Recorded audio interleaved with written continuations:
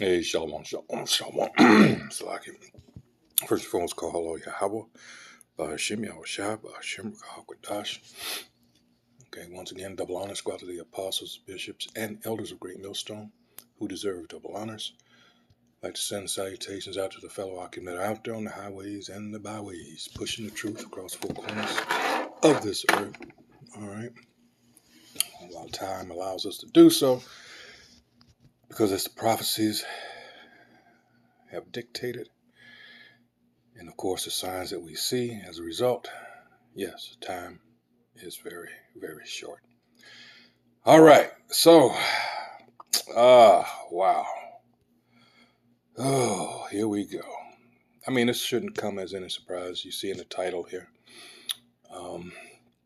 many wealthy members of Congress are descendants of rich slaveholders. New study demonstrates the enduring legacy of slavery. And as we read down, I'll explain why I said it shouldn't be no surprise. And this is by Neil K.R. Segal, University of Pennsylvania, and Ashwani Segal, Case Western Reserve University. All right. And of course, this is in up there in Statuary Hall on Capitol Hill in Congress there. Statue of Jefferson Davis. The so-called president of the Confederate States. How about that? Wow.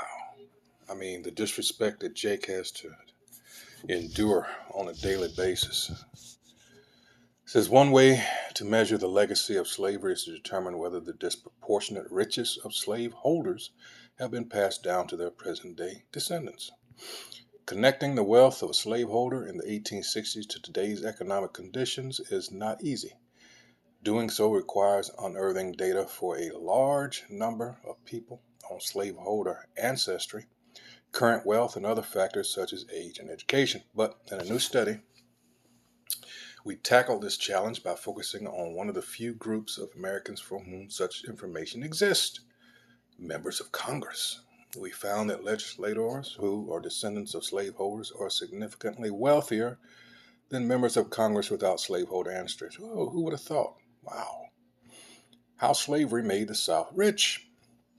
In 1860, 1 year before the Civil War, the market value of U.S. slaves was larger than that of all American railroads and factories.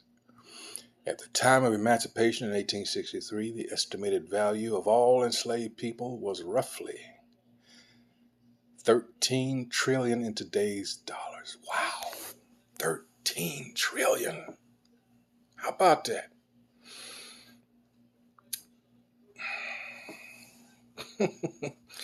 The lower Mississippi Valley had more millionaires, all of them slaveholders, than anywhere else in the country. That's why I've always said this Civil War, which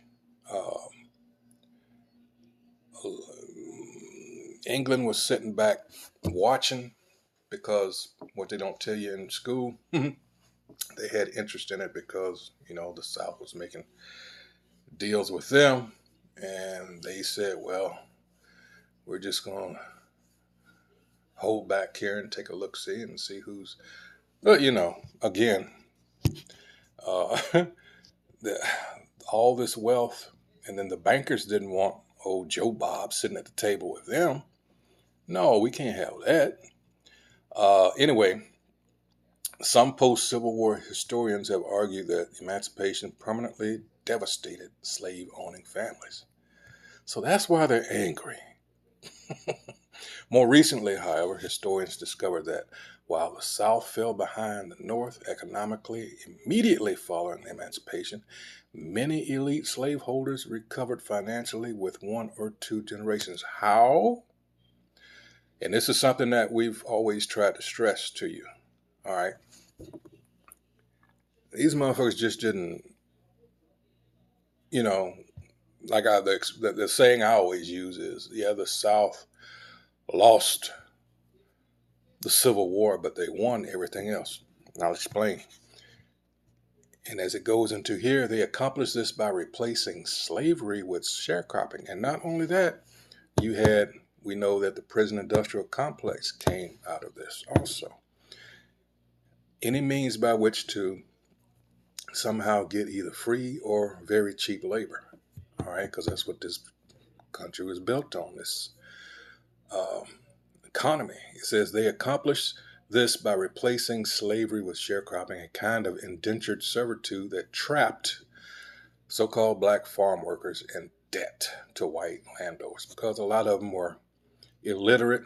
You know, they didn't uh, understand that uh, the landowner, the landlord, was cheating them all along just to keep them uh, prisoners, slaves again, and enacting discriminatory Jim Crow laws that enforce racial segregation because a lot of the times with different laws that were, bullshit laws that were, there's one, at least the one that I can remember was, what's the guy's name? Cottingham. And there was another one named, what was his name? Let's see, Green Cottingham. And there was another one. Let's see if I can find it, as a matter of fact. Hold on just 1 second.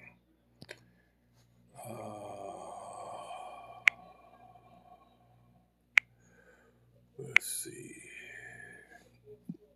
Let's see if I can just do this with the last name, because let's see, maybe.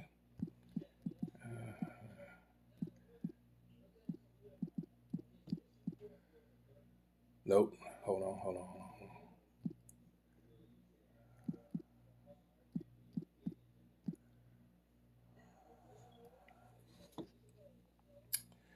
The cruel convict leasing. Remember what I was told you? Prison industrial complex.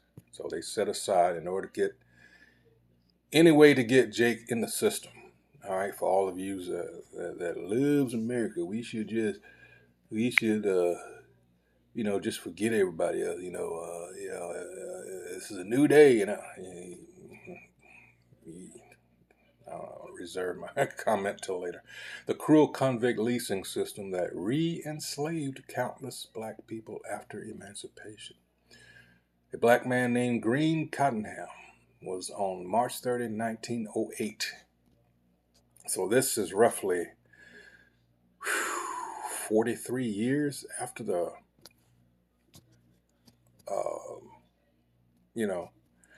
Emancipation Proclamation was initially in 1863, so we're talking about 45 years. But because they didn't want to let Jake go, and of course, the last ones to hear that they were free were down in Texas in 1865.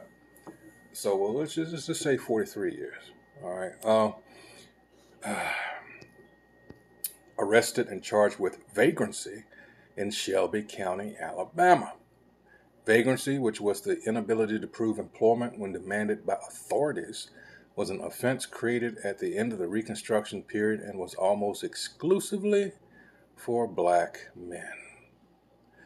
As Douglas A. Blackmon's 2008 book, Slavery by Another Name, states, it was capriciously enforced by local sheriffs and constables, adjudicated by mayors and notaries public, recorded haphazardly or not at all in court records, and most tellingly, in a time of massive unemployment among all Southern men, was reserved almost exclusively for black men. Cottingham's offense was blackness.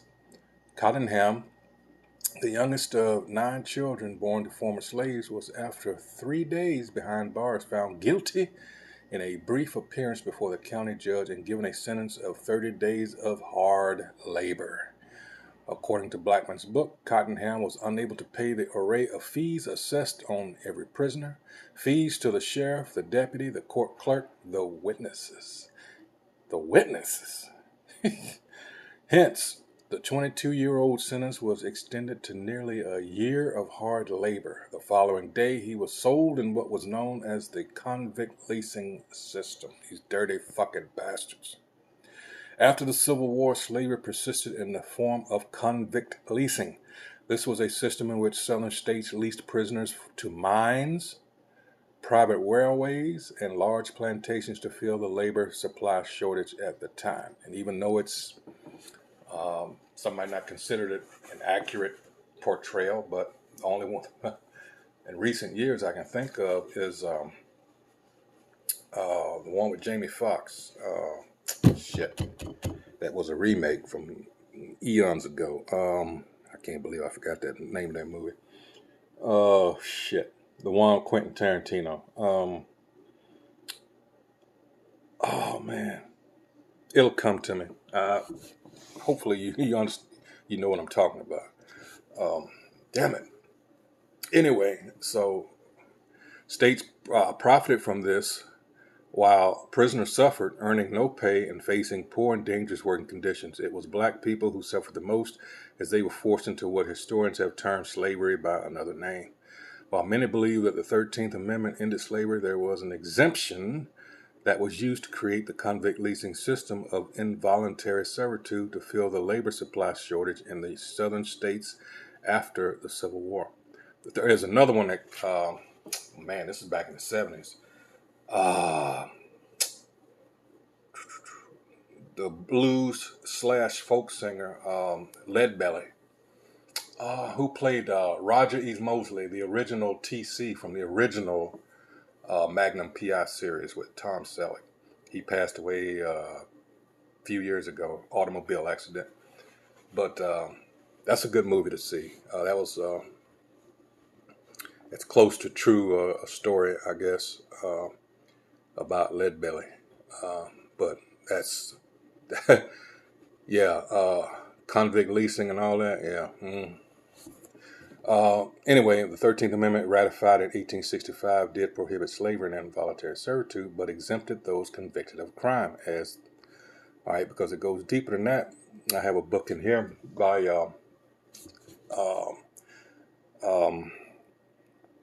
Dr. Powernomics, Claude Anderson. And he goes into about how Lincoln, how really racist it should be. Again, no surprise. There's another book called The Real Lincoln. But in this one, by Dr. Claude Anderson, is talking about the people, when this was proposed, actually there was something before that, that they were going to try to get slavery as a permanent, damn it, how did they phrase that? But something happened right before, on the eve of the Civil War. Damn it. But in any case, the senators and everything, when this was proposed, they were like basically laughing, like, what? You're going to free the, what? Because they knew, especially in the South, this guy didn't have any power. I'm talking about Lincoln, all right? And then, out west, but again, this is one of these things that, like you see today, these, things are just done to get either votes or to get people riled up or whatever. One of these, I don't want to say empty because it went through, but yeah, it was really a fucking joke. But like they say, they exploited that. They found that loophole, and boom, what is born is the prison industrial complex, and the convict leasing. It said it is documented that arrests were usually made by professional crime hunters who were paid for each criminal arrest. An extension of what? The patty rollers, right? Arrests often increased during times of increased labor needs. Wow. And even people who were declared innocent in the courts were often placed in the convict leasing system when they could not pay their court fees. Until the 1930s, companies and individuals paid leasing fees to state, county, and local governments in exchange for the labor of prisoners. According to PBS, markets for convict laborers developed with entrepreneurs buying and selling convict labor leases. The convict leasing fees generated substantial amounts of revenue for southern state, county, and local budgets and lasted through World War II, as stated by another account.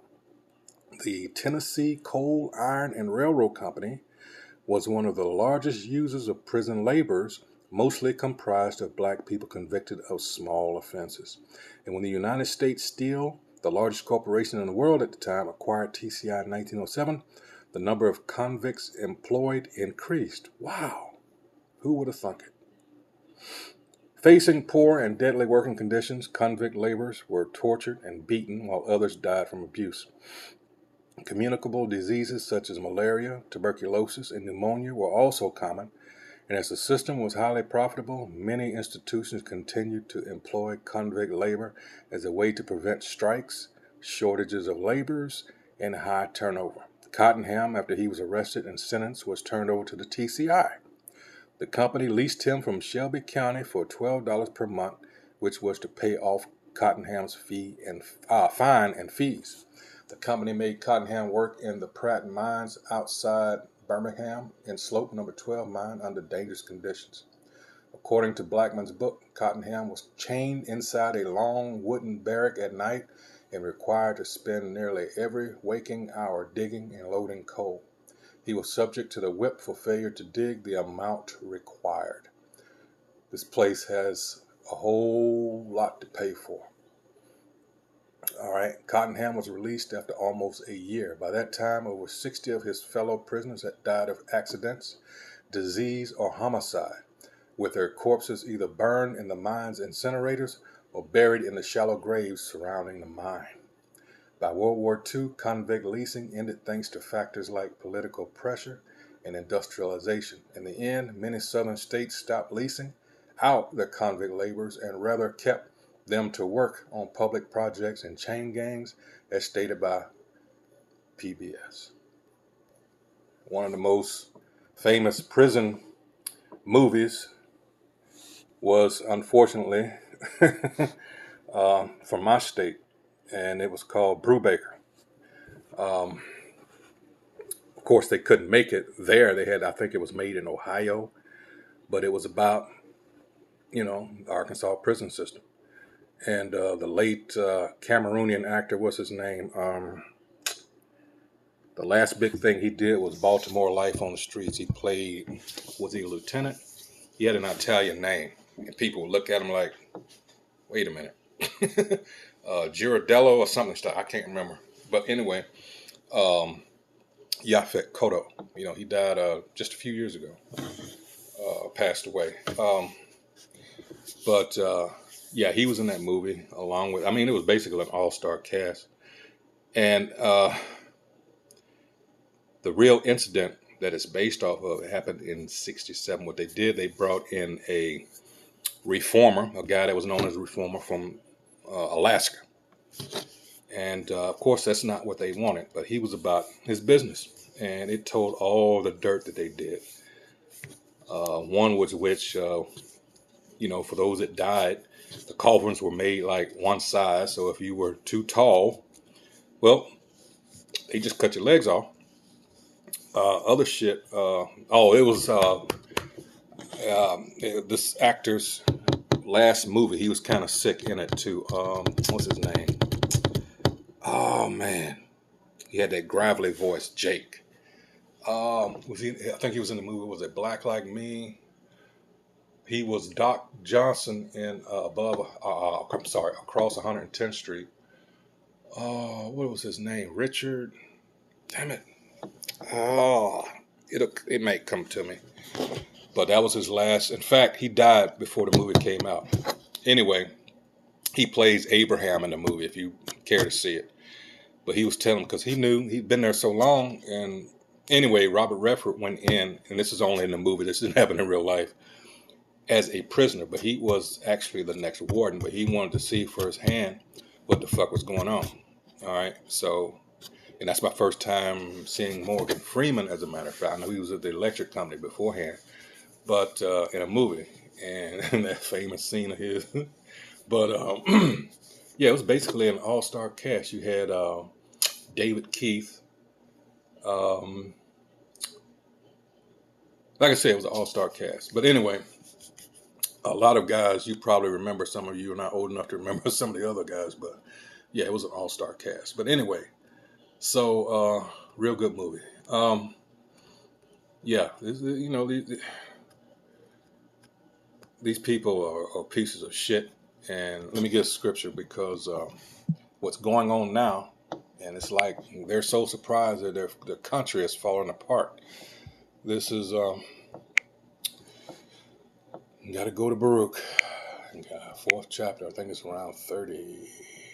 Let's see. Because ultimately it is the Most High that is doing this.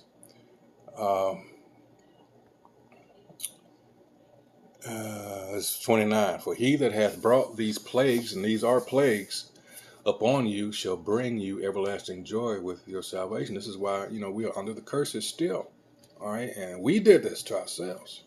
And that's what a lot of Jake, even though they might come up to the line and ask questions. And when we let them know that, hey, this is because of what we did, they can't accept it because, well, that's not fair. Really? Wow. Anyway, for he that hath brought these plagues upon you shall bring you everlasting joy with your salvation. See, Jake wants to have it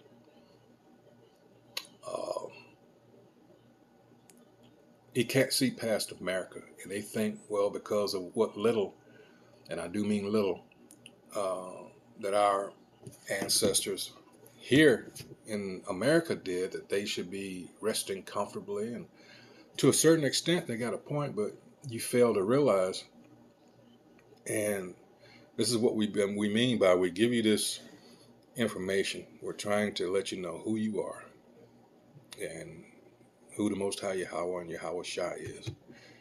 And, Christianity, as it is taught, is this is the spin that your oppressor has put on it. All right, because it keeps you ignorant and still looking up to this POS. All right, and he's the one behind all this. All right, he's the tool that the Most High used to whip us into shape, so to speak. All right, he's going down, we're coming up. All right, so a lot of you want things. How am I going to see? Wrapped in a nice, nice and neat with a bow on top. It's not like that. All right. All right. If it is, usually it's something wrong. But all we can do is plant the seed. The watering and the growing thereafter is up to Yahweh B'Shem Shai. But, in this, that's what I wanted to say initially. You want everything in a 10-second sound bite or whatever. And again, it doesn't work that way. All right. You have to put in that work too. You do it for the so-called white man. That's the irony in all this. 30. Take a good heart, O Jerusalem, for he that gave thee that name will comfort thee. Miserable are they that afflicted thee and rejoiced at thy fall. Miserable are the cities which thy children served. Miserable is she that received thy sons. All right. For as she rejoiced at thy ruin and was glad of thy fall, so shall she be grieved for her own desolation. For I will take away the rejoicing of her great multitude, and they have up until this point been doing just that. But the way this economy is, see, now a lot of them are thinking that, well, these blacks were just lazy. That's not, so, hey, we're saying that now. Hey, you can use that. You're complaining about, well, you're just lazy, But no, since they're feeling it, it must be something wrong now. Mm-hmm. For I will take away the rejoicing of her great multitude, and her pride shall be turned into mourning. There you go. And that's what's happening right before everybody's face. But they don't want to admit that, this is because of what they've done. All right. But we just apologize and that's it. And here's the thing. Jake also does not understand. This devil thinks, and this is because he thinks he's the sole power. He thinks his little apologies. He thinks, I gave them welfare. As, what's that bastard that said that in response to a caller that called into his show? Oh, what's that Irish bastard's name? He lost at least his television show. I can't think of it. Shit. But anyway, that's what he said. And I saw the interviews. We just gave him welfare. What? As if that's it. That's enough We're not doing any more for you niggers. That's it. And that's the thing. If left up to him, and it's good that it's not, that would be it. He thinks he's done enough. That's all he's going to do. He's not going to restore us.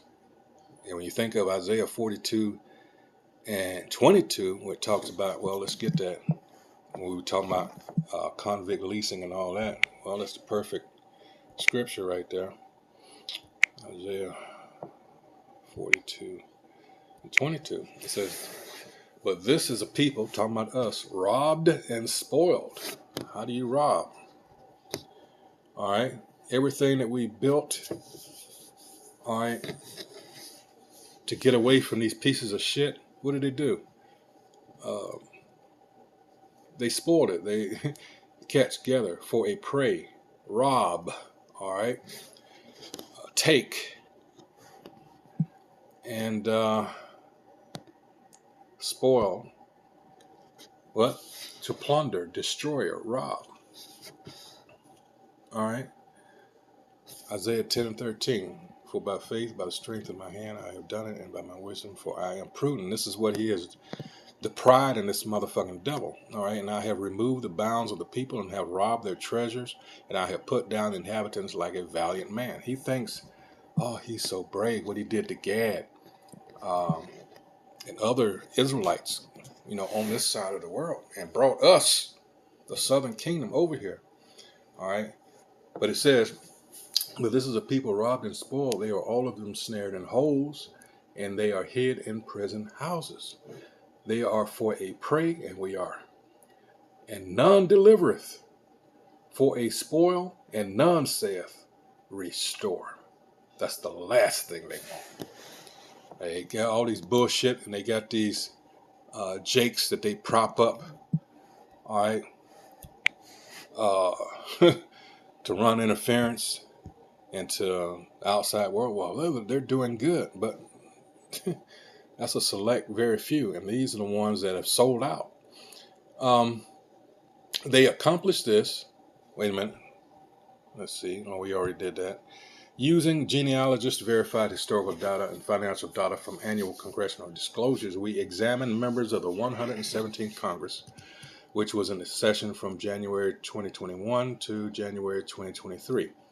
Of its 535 members, 100 were descendants of slaveholders, including Democratic Senator Elizabeth Warren. What? The one that Trump called Pocahontas because she says she's Gad on her mother's side. And Republican Senator Mitch McConnell. Oh, Mr. Turtle, the Turtle Man. The one that just froze up there, that time. Legislators whose ancestors were large slaveholders, defined in our study as owning 16 or more slaves, have a current median net worth 5 times larger than their peers whose ancestors were not slaveholders, 5.6 million versus 1.1 million. These results remain largely the same after accounting for age, race, and education. Wealth creates many privileges, the means to start a business or pursue higher education, and intergenerational wealth transfers can allow these advantages to persist across generations, which they denied us. All right, for the reasons I just explained. We built towns, cities, we established or tried to being self-sufficient, but that was no, because we were never meant to be. This is not our rest, as the scripture says, although Jake wants it to be. Anyway, because members of Congress are a highly select group, our results may not apply to all Americans. However, the findings align with other studies on the transfers of wealth and privilege across generations. So.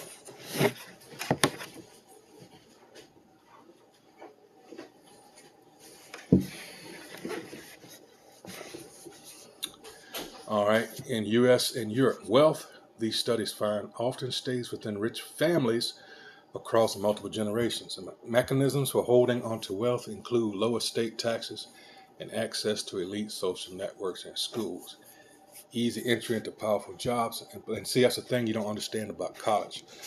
We just had last weekend Our camp was in the midst of Howard University homecoming, and Jake is so proud for that, second or third-rate education that they're getting. That's just a fact. All right,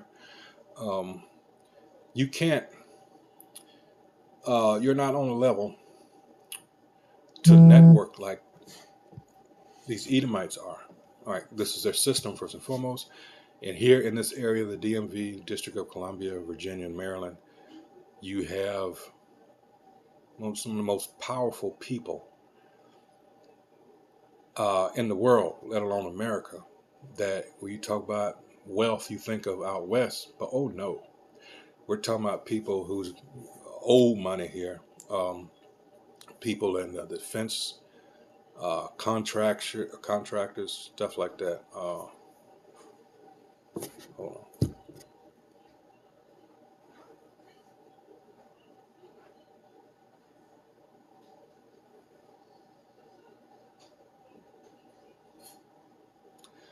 Like I said, old money. All right. Some real heavy hitters here in this immediate area going on, but members of Congress do not just inherit wealth and advantages. They shape the lives of all Americans. They decide how to allocate federal funds, set tax rates, and create regulations. Now we're getting into, because a lot of people accuse us of being, oh, you're racist and all this. We don't have the means to affect others like this. We don't control or affect policies or anything like that. All right. Wow. So these are descendants of the people that really had a direct hand in our suffering and misery, and they're continuing to afflict us. This power is significant, and for those whose families benefited from slavery, it can perpetuate economic policies that maintain wealth inequality. Beyond inherited wealth, the legacy of slavery endures in policies enacted by those in power, by legislators who may be less likely to prioritize reforms that challenge the status quo, of course. All right, and the aim has always been to keep us where we are. All right, and it goes into, the DVOC, continuing on, the economic deprivation still experienced by Black Americans is the flip side of the privilege enjoyed by slave owners' descendants. The median household wealth of white Americans today is 6 times higher than that of Black Americans, $285,000 versus $45,000. Meanwhile, federal agencies that enforce anti-discrimination laws remain underfunded. This limits their ability to address racial disparities. This is all set up. All right. The path forward. Yeah, right. The path forward is this bitch falling apart, and it is. All right.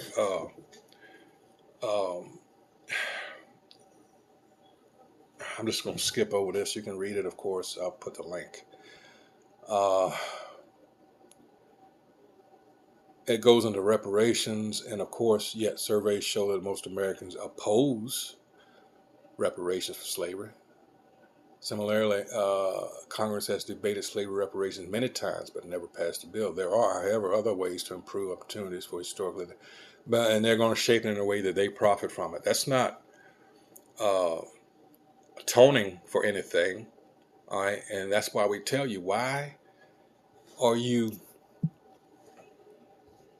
I'm talking about our people, why are you expecting anything from this piece of shit? This is who you're dealing with. This is Psalm 43:1. Send out your, anyway, it says, judge me, O Most High, and plead my cause against an ungodly nation. Oh, deliver me from the deceitful and unjust man. That's just, deceitful and unjust evil. That's what it says here. Perverseness, unrighteousness, wicked. We are dealing with the wicked. How can you expect anything? That's why you can't feel sorry for Jake, And this election cycle, especially these last few months, they're telling, especially Jake men, what they really feel about them, because they're not maintaining the status quo. All right.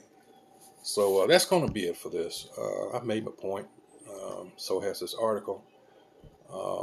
No, America is done. There's no healing the bruise. uh, we see the light at the end of this tunnel, and fuck America. That's just basically it, you know. It's always rigged, has been from the very start. And if it's allowed to continue, I should say, it's going to be more of the same, because these people are never going to, you're dealing with pieces of shit. That's why I read Psalms 43. This is who you're expecting justice from, this piece of shit. It's never going to happen. So with that, once again, this is what we do here at Great Millstone, filter everything through the scriptures, as it should. And once again, I'd like to remind you about the power of prayer and fasting. So with that, hey, shalom. To the next video.